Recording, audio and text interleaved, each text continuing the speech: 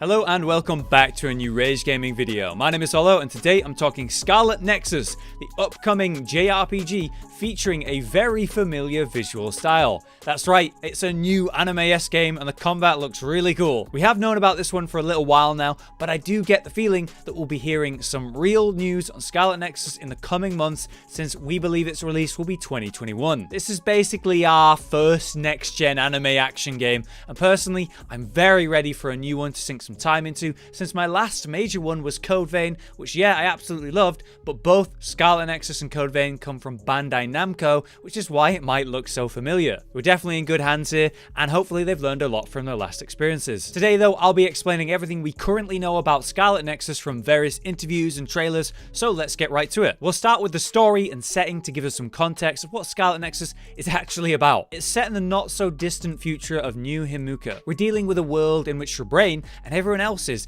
is connected to a network called Cynet, and this provides insane levels of connection between people. Obviously it's a very useful thing when you think of communicating, having the ability to basically telepathically communicate with others, but this did come at a price. Apparently this advancement drew strange creatures to the earth called the Others. These creatures want your tasty brains, and they aren't even zombies. Basically, you could imagine these as aliens drawn in by a recent psychic advancement, but the developers explained it differently. They described these beings as a force of nature, like an earthquake or a natural disaster, which is a very strange description. I guess this hints that maybe they were around the whole time, rather than aliens that came from another place. Naturally though, someone's got to fight these monsters, because I want to keep my brain, and therefore the OSF was formed. The main character, Yuito, joins the OSF to fight the Others. Apparently Yuito is a descendant of the country's founder, and decided to join the OSF after being saved from one of the monsters as a child,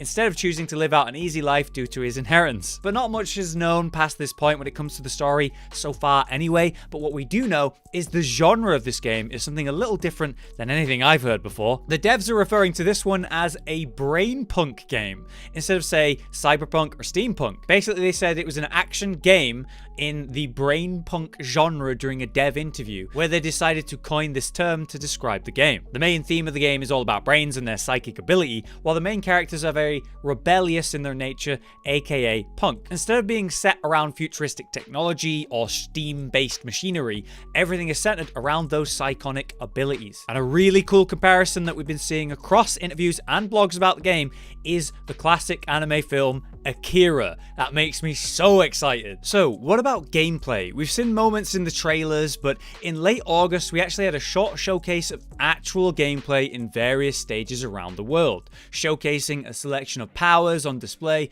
and various strange enemy designs, which are obviously those Others we spoke of. And there's a variety of characters with a variety of weapons and abilities. So in combat we'll be using our melee weapons for different combos, and psychokinetic abilities, or PK attacks for short. Chaining these attacks together into unique combos will be key, because they will knock down these massive monsters, and when they're knocked down they take way more damage. So that's what the meta is about, knocking down the enemies. But what's interesting about this mechanic is that based on what enemy you're fighting, you'll need to make use of different specific combos that result in different specific attacks. Otherwise you won't do much damage at all. To keep that in check, we have both a stamina and mana bar system in place to limit us, preventing spam abilities and pushing us to make the right choices with our resources based on what we're fighting. That's a simple concept, but could be executed in a really cool way. And I think Bandai have good experience now with satisfying combat systems, and when we look at Code Vein, I have faith that they can pull it off. Personally, I think this looks really flashy. The sword strikes, leaving the purple effect, makes it look almost like a lightsaber, and we see those mini combos used by the main character, Yuito, who uses a simple katana and mainly telekinetic abilities, interacting with the environment to throw or drop huge weights on the targets, while also making use of a certain friend to power himself up with new abilities, or hey, use hers, because that's right, there's a familiar Code Vein mechanic coming back into play. AI co-op is back. We will be hunting the Others with AI companions, just like Code Vein, but with a newly improved control over them. Though, no, we won't directly control them. We have various battle options to select, and also something called the SAS system. Remember the whole brain punk thing? We're able to connect with others through that neural network, and that affects co-op gameplay. This way, we can trigger our allies' PK attacks on demand, or use them for ourselves, in fact, using, say, their power to buff our weapon with fire attacks, or trigger their PK attacks to directly go for the enemy. It's not massively improved from that description, we'll have to see it in action, but basically we get to use their passives and abilities to our own benefit and trigger those direct attacks when it suits us. Overall, I found Code Vein's co-op to be less invasive and annoying than I did expect originally, and I actually found it felt pretty good and added a lot to the game and its combat.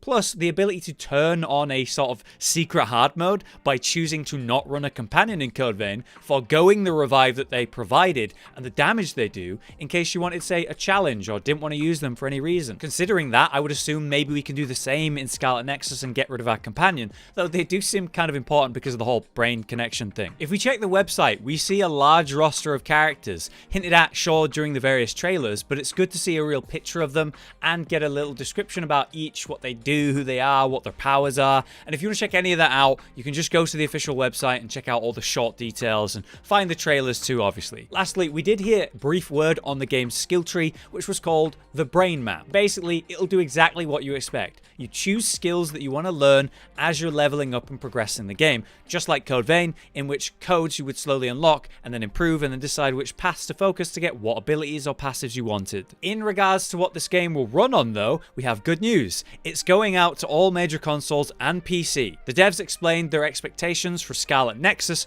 on next-gen consoles are pretty high, at 4K res and 60 FPS, which should be industry standard by then. However, the game is still playable on PlayStation 4 and Xbox One, but they will cap out at 1080p and 30 FPS. If you pre-order the game right now, the placeholder date says December 31st, 2021, which means they completely expect the game to be out at the absolute latest in late 2021, but more than likely it'll come early than December. We don't have an official release date right now, so this is a placeholder. We just know that it's going to be sometime 2021. So there you have it, everything we currently know as of November 2020. I'm expecting news to come around soon as we turn the year and start working our way towards its release. But anyway, what are your thoughts about Scarlet so far? I like their genre name of brain punk, as silly as it sounds, and the nature of the gameplay with those psionic abilities is kind of cool. Personally, I loved Code Vein and I loved the visual style and the whole vampire aesthetic, but with Scarlet, I don't know, I like the characters a lot, but I don't know how I feel about the setting and the monsters. I'm gonna need to see more. If there is anything that I missed and didn't mention in this video, please drop a comment. And by the way, if you do go to their website, I would definitely recommend having a look at the gameplay screens and wallpapers they've got on there. There's like 21 images in high quality from the game, and the whole aesthetic has definitely grown on me since I looked at those. But otherwise, I'll be ready and waiting for any news on this game in the future. But until next time, I've been Hollow, you've been you, and I'll see you in the next one.